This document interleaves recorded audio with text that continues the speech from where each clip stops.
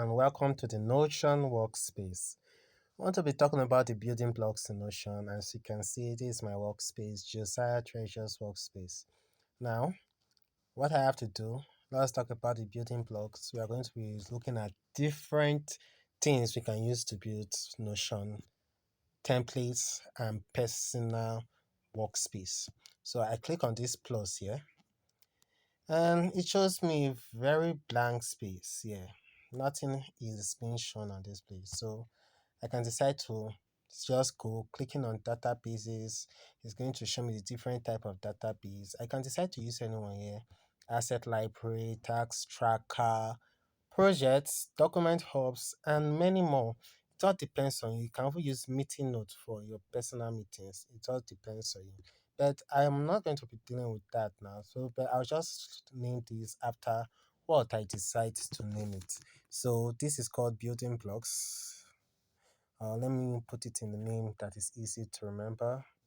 Notion building blocks. All right, I'm done that. So the page under. Now, if you notice, there are different things under this my heading here that is being scrolled. You see, the first icon there represent Notion AI. Then the plus, we have the capital letter, use voice recording, pictures to change to notes if you are using a data page to delete, change to the site. Those people who have used Microsoft Word before, this is something that is not new to them, but I can just press the plus button. Now, these are the basic blocks. We have the media blocks, we have the database, and we also have the advanced blocks, and we have the embedded blocks. So we are going to be going into these one by one. And if you look at the last one, we have the sync databases. So let's go into the first one, the basic blocks. Just this is just for simple to do tasks and for maybe writing a plain note or novel or anything of your choice. For example, we have the text there. Just for normal text, just to indicate that this is what you want to write, you can click on that. Then we have the H1. Now, what is the H1? The H1 is the main heading. Now, look at how the H1 is being written here. Let me just put Notion there. We notice that it's being written in a bold font. Now, let's compare it to the second one, the H2. Now, clicking on the H2, I'm going to be writing. Let's write Notion. You see that it's much smaller. Alright, let's go to the H3. Yeah, we see that it's still a heading, but it is far smaller. Take note, this is just like as if you're writing subheadings. Now we have bullet lists. Now, what is your list used for? Now, you can decide to use number list, number one, number two. Now, it's just for itemizing things. Like you can see here, you show that it shows a list. Notion list. Let's say that we are writing something like to go, to come, to eat. And so you see that it just gives you the bullet list. Why, if I decide to change it up, I can decide to use a numbered list and we can see it is numbered. So you see what is being written to go. If I press the enter button to it, and that's that. All right, so now let's basically move on to the next of our building blocks. Yeah.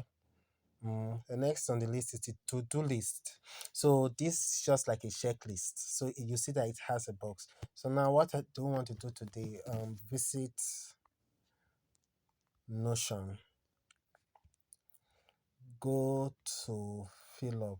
The moment I press the enter button, you see that it shows me more to do list icon. So once I'm done, it's just to click this button and that's all. All right, let's move on over to the next building blocks. On the basic block, we have the toggle list. Now, the toggle list is something here. I can put the main item here. What's the I want to pass an information that has a sub information, but I don't want you to see the main information until after you see the top information. So let's say Notion is in name of the information. The moment I press toggle, you notice it say empty toggle. So I can click to drop block inside.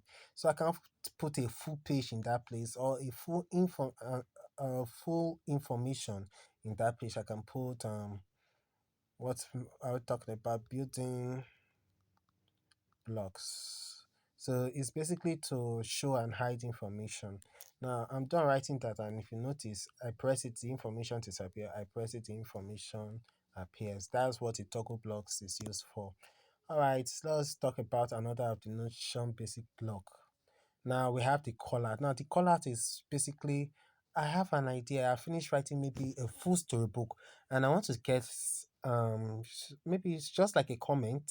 Like I said earlier in my previous, you can also use the call out to serve as a comment.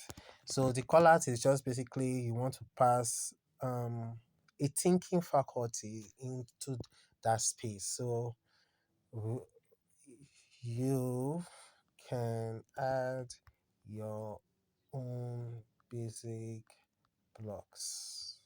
So this is basically what the color is used for. So I come here and you see that I can continue typing. All right, so we have the page. Meaning in if you have a blank page, you can also add a another page inside that blank page, maybe to contain another information. I'm going to do it here. You see it shows new page. Now this is the new page that I'm having, but I'm going to go back and continue with what I was doing. So the new page is to pass another page into that your measure page. But that's not what we are going to be doing now, but you can see the function of that basic block. Then we have the table, like a normal table, a divider, and maybe to create link to a page. Now media is one of the most important thing. Yeah, you can copy codes. Now this is going to be like JavaScript. Yeah, for those who are in web development, so let's say const um trainer. Sorry, I'm using comma keys. Trainer treasure is equals to, or let's use a simple one. Const name is equals to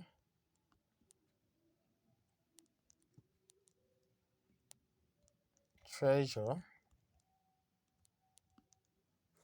and we say console.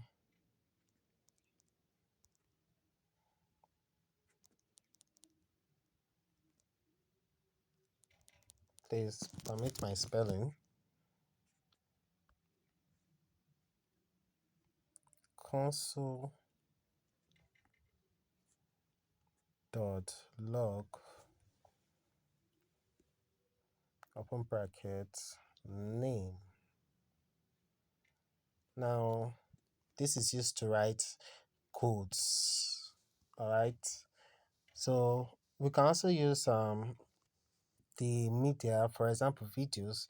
The moment I click on video, it's going to show you choose a video. So all I have to do is to press the choose a video and upload it. Now they say the maximum size file is 5 MB, meaning if I'm to create embed any video in my workspace, the maximum size of the file should be 5 MB.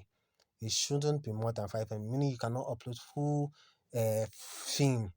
If you feel that this thing is going to be a large, you can upload it to maybe a cloud.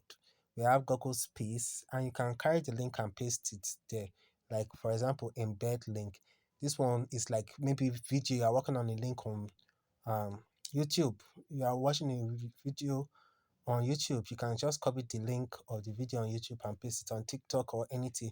It is concerning a dress. Maybe you're a tailor now, you're using Notion for your workspace, and you saw this beautiful dress on Notion. You can just type what you want to talk about the dress. Then carry the link, put it here, and you are good to go. All right, going back to the Notion workspace, the building blocks. In the media, we have audio. So the same way we showed earlier on how to insert code, embed video, the same thing with images, but there's always a particular place. Now, databases are what we have been using periodically. The last time we had Notion um, events at Ezibek, we mentioned that we use the calendar view database.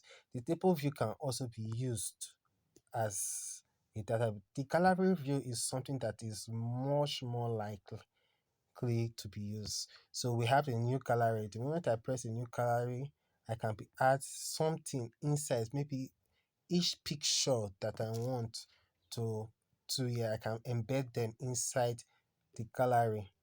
So I continue doing that, pressing a new page, and you see it keep on creating more new pages to this gallery. So a picture here, a picture here, a picture here, and this all basically a gallery doesn't often have to do with just pictures. Let's understand and make points. So it can also contain information, but it's going to give you that information in a gallery view. For example, the information here can be talking about trading of gold. If you're a forex trader, gold trading, um,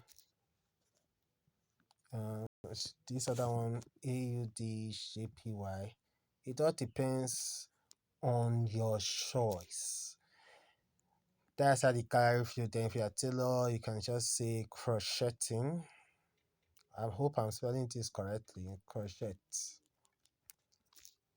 So it's just your own personal preference. So now let's go over to the next one, database. Now we have the horizontal bar chart, we have the line bar chart. If you want to store informations in these databases, all you have to do is to input the figures and it's going to calculate it for you using the different type of chart. For example, let's use the donut chart. Now it's a new chart. Now here is the chart. So this is a simple chart. So we can click here to show our information. Now, this chart is also something that is worrying me here. Now, if you notice, it's also a chart that shows the progress that one is making if he has a job to do. For example, it can tell you how far you have gone, how far you are going, and how far you will go.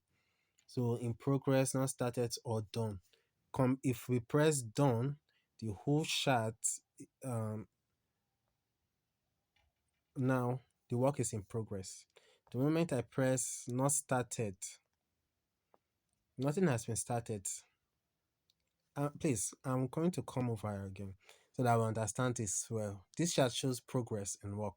So not started is the first one. So nothing is being done.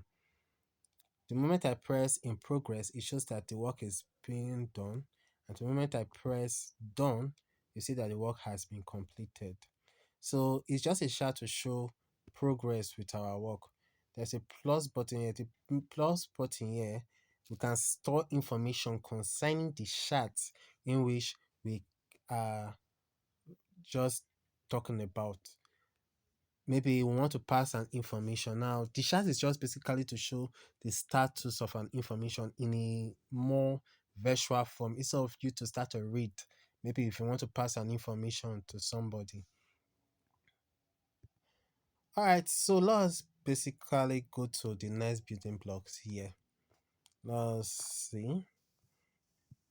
Now we can also have linked view, then database, full page. This is just like what you see in the chart. In fact, most of these databases are just like this chart you see, like the horizontal bar chart. It's the same thing they are going to see.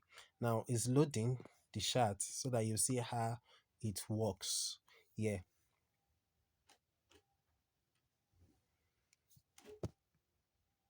Sorry, it said I should upgrade plan, meaning I should pay for it because I've already used one free chat already. Alright, so we see that the chats are mostly for paid version. Alright, let's go over to the next one, the next building blocks. So, but we see that the other chart, how it looks like. The horizontal chart is the same thing, so it's your own personal preference. If you feel you want to pay for each, it's okay. Now, advanced blocks like table of content, block equation, this is something for people who love writing. And I will really give it to Notion for trying to help out with this. Let's take a look. Table of content. You see how it's going to be arranged. You see, Notion, Notion, Notion. So all I have to do is to come here, write the information I want to write, and that is all. Ju- Just like the table of content, like the main heading here, I write it there. Then the second information concerning what we'll be discussing in that main heading, and so many more. Sorry for the hookup. So now let's proceed to the other one. So we have block equation. Mathematics students who love using it, they can also use the sync block, the toggle heading. We talked about toggle before. So the toggle h1, toggle h2, toggle h3 heading, meaning main heading with informations outlined. Remember when we were dealing with the toggle, the basic block. So now let's go to the embedding block. Now, what Notion embedding block does is this: is for you those who maybe have what Notion does not support. So Notion might not be able to support a certain information. So what can you do? Maybe you do your other tax or another information or another work in an external folder.